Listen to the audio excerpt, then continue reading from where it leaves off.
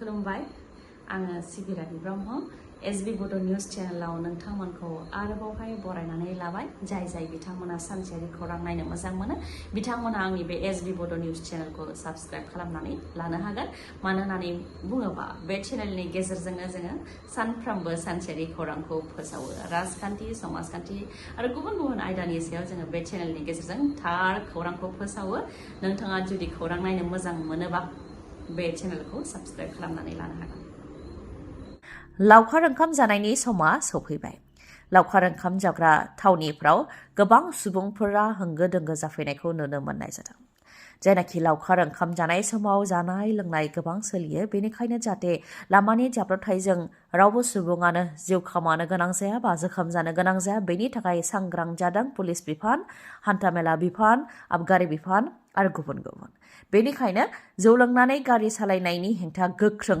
राहा लादों उदालगुरि जिल्ला खुंथाय पुलिस बिफान रोगाथाइ बिफान आरो आबगारि बिफाना जाब्रबथायखौ होबथानायनि थांखिजों भैरबकुन्द लावखार ओंखाम जाग्रा थावनियाव लावखार ओंखाम जानो फैनाय सुबुंफोरनि हेंथायै गोख्रोङै सेबदों जौ लोंनानै गारि सालायनाय ड्राइभारफोरखौ 10,000 रांनि जुरिमाना फोनांदों सोरबा सुबुङा जौ लोंनानै गारि सालायोबा 10,000 रांखौ होनो नांगोन होननानैबो फोरमायथियो गोबां सुबुंखौ दासिम जुरिमाना फोनांबाय आरो जायफोर जौ लोंनानै गारि सालायो बिसोरनि हेंथायैनो बे जुरिमानाखौ फोनांनाय जागोन होननानै फोरमायथियो जायनाखि दा लावखार ओंखाम जानायनि सम बेनिखायनो बे समाव जोबोद गोख्रोङै सेबनाय जागोन आरो बैसागुआवबो गोख्रोङै सेबनाय जागोन होननानैबो फोरमायथियो विश्व हिन्दु परिषद आरो बजरं दलनि साब्रैखौ एरेस्ट खालामबाय मैयानि सानाव खौरां फोसावनाय जाखादोंमोन दि बजरं दल आरो विश्व हिन्दु परिषदनि माखासे सुबुंफ्रा गोथार बर'दिननि थाखाय साजायनो गलाफोराव फाननाय मुवा बेसादफोरखौ अर सावनानै होनायजों लोगोसे बुफाय बुसि खालामनाय आरो माखासेखौ दै नालायाव गारहरनाय जाथाय खालामदोंमोन बेनि अनगायैबो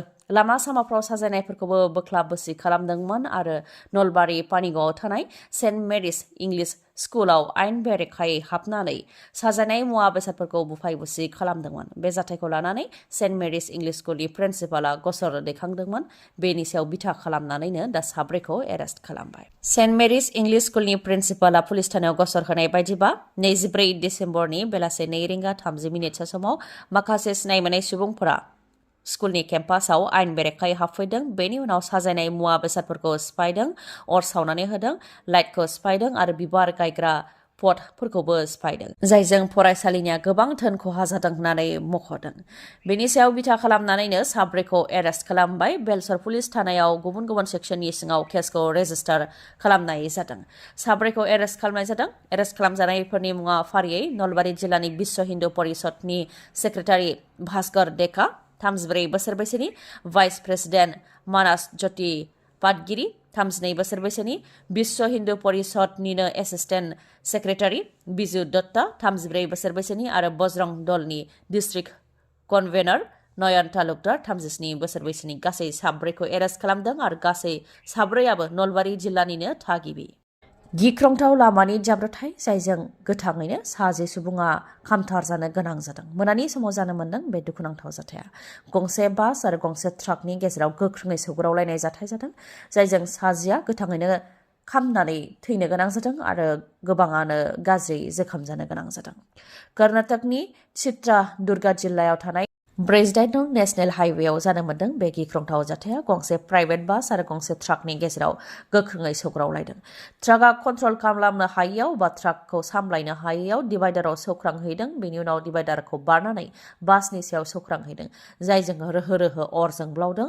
बासाव गासै 32 दावबायारिफोर दंमोन बेंगालुरुनिफ्राय गोकर्णा फारसे थांगासिनो दंमोन बेयावनो बे गिख्रंथाव जाथाया जानो मोनदों जाथाय जानाय लोगो लोगोनो सागु पेसेन्जारफोरा बासनिफ्राय बाज्रुमनानै जिउ रैखा खालामनो हादों नाथाय माखासेया गाज्रियैनो अरजों खामथारनानै जिउ खोमानो गोनां जादों आरो माखासेया गाज्रि जोखोम जादों बेनिखायनो थैनायनि सुबुं अनजिमाया बांबावनो हागौ होननानै सन्देह खालामनाय जादों बास साफा खालामग्रा आरो ड्राइभारा जाथाय जानाय लोगो लोगो बासनिफ्राय बाज्रुमनायनि जाहोनाव जिउ रैखा खालामनो हादों ओजोंहाय ट्राक सालायग्रा आरो साफा खालामग्राया गोथाङैनो खामथार जानो गोनां जादों बे गिख्रंथाव जाब्रबथाय बा जाथाय जानाय लोगो लोगोनो बासाव रोहो रोहो अर खामनाय लोगो लोगोनो 44 फरायसाफोरखौ लानानै गंसे बासआ गोख्रैथिजों खारबोदोंमोन। नाथाय खाफाल मोजां बासखौ सामलायफैनो हादों आरो 44 फरायसाफोरखौबो रैखा खालामनो हादों।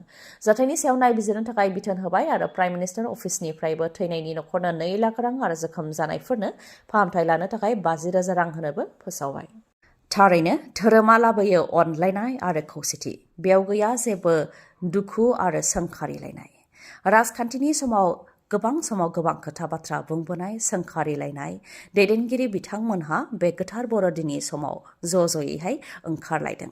राजखान्थियाव माब्ला सोरनि सुथुर सोरनि लोगो बेखौ रावबो हमदांस हाया।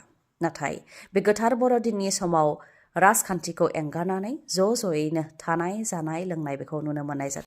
बेनिनो बिदिन्थि आसाम आयेन आफादनि बुंथिगिरि बिस्वजित दैमारिजों लोगोसे TCLCCनि मासिगिरि बिक्रम दैमारि बिथांमोनहा ज'यैहाय गोथार बर'दिननि मुङाव ओंखाम बोथिसे जानानै ज'यैनो सावरायज्लायदों।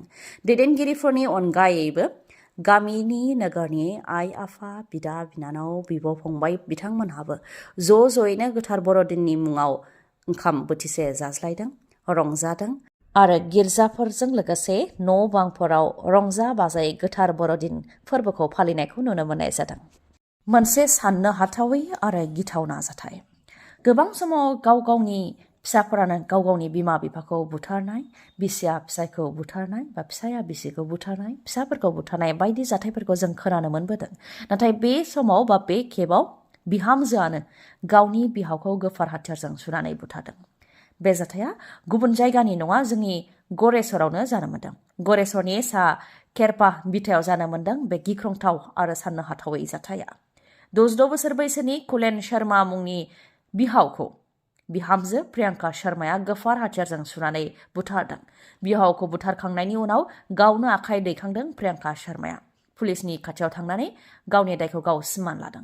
प्रियंका शर्माया फोरमायथिनाय बायदिब्ला बिहाव कुलेन शर्मा आरो गावनि गेजेराव नांलायनाय जादोंमोन आरो नांलायनाया गोलाव समनिफ्रायनो जाबोबाय थादों। बे जाथाय जानाय सानखालिबो बिहाव आरो बिहामजोनि गेजेराव गोबां नांलायनाय जादोंमोन। बेयावनो कुलेन शर्माया बिहामजोखौ बुनो फैनायाव प्रियंका शर्माया बिहाव कुलेन शर्मानि सायाव गोफार हाथियारजों गाग्लोबदों, जायजों कुलेन शर्मा बा बिहावा जिउ खोमानो गोनां जादों होननानै फोरमायथिदों। गोथार बर'दिननि समावनो गंसे गारिनि सौख्रांलांनायजों सासे बर' सुबुङा जिउ खोमानो गोनां जादों। मुङा बिस्वजित दैमारि, सनितपुरनि चारिदुवारनि सथायाव जानो मोन्दों बे जाथाया। सिनाय मोनै गंसे गारिया सौख्रांनानै गालांदों बिस्वजित दैमारिखौ। बिस्वजित दैमारि मुंनि सासे लाइमोना जिउ खोमानो गोनां जादों।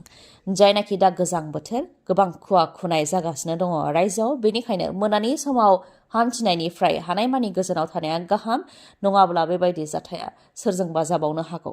जायनाखि गोबां खुवा खुयो बेनिखायनो लामाखौ जेबो नुवा, जायनि जाहोनाव बेबायदि जाथाया गले गले जानो मोनगासिनो दङ दासान्दि जोंनि रायजोआव।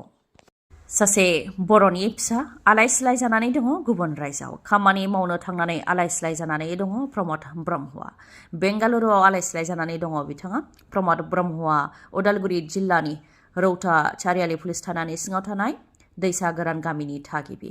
बिथाङा बेंगालुरुआव खामानि मावनो होननानै थाहैदोंमोन, नाथाय माखासे सान सिगांनिफ्रायनो देहानि जेंनायाव गोग्लैनो गोनां जादों होननानै फोरमायथिदों। उदै सानाय, बिखा सानाय बायदि जेंनायाव गोग्लैनो गोनां जादोंमोन होननानै फोरमायथिदों, जायनि थाखाय देहा फाहामसालियाव आनजाद नायहैनायबो जादोंमोन, जेराव 2 किडनि गाज्रि जानायखौ हमनो हादों होननानै फोरमायथिदों। रिपर्टखौबो बिथाङा दैथायहरदों। रिपर्टखौबो नोंथांमोनहा नायनानै लानो हागोन। नाथाय रांखावरिनि आंखालाव गोग्लैनो गोनां जादों बिथाङा। बेंगालुरुआव थानानै फाहामथाय लानो रांनि आंखाल जादों। बेराफारसेथिं न' फारसे फैनो थाखायबो बिनाव गरसेबो रां गैया होननानै फोरमायथिदों। आरो बिथांजों लोगोसे रावबो बर' सुबुं गैफादेरा होननानैबो बिथाङा फोरमायथिहरदों। बेनिखायनो अनफावरि रायजो राजा बिथांमोननिफ्राय गरसे गरनै अनसुंथाइ मोननो हास्थायदों बिथाङा। बिथांखौ न' फारसे लाबोनायाव जाहाथे गरसे गरनै रां अनसुंथाइ होनायाव रायजो राजाया मदद होलायलायो, बेनि थाखाय खावलायनाय थाबाय। बिथांनि फन पे नाम्बारखौ स्क्रिनाव होनाय जाबाय।